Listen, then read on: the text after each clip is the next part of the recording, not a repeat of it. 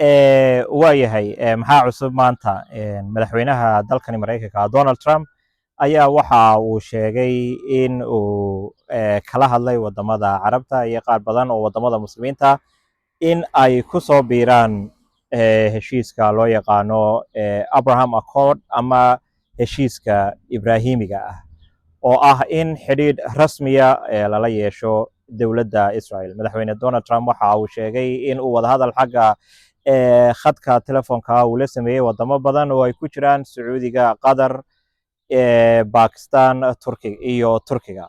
Waxaana uu kala hadlay sida uu sheegay in marka dagaalka Iran heshiis laga gaaro isla markaana si rasmi loo soo afjaro in ay lagama maarmaan iyo waajib tahay in heshiiskaasi lagu biiro. Waxa kale uu sheegay in Iran marka heshiiskani saxeexdo ay iyaduna ku soo biiri doonto heshiiskani Abraham Accord.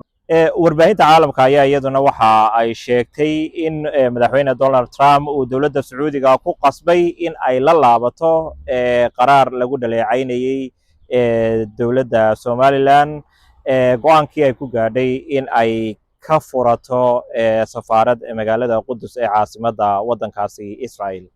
heshiiskan oo la aasaasay 2020 waxaa loogu talagalay in dowladda Israel iyo wadamada Carabta iyo guud ahaan muslimiintuba lagu heshiisiyo isla markaana la dhex dhigo heshiis waara oo diblomaasiyadeed.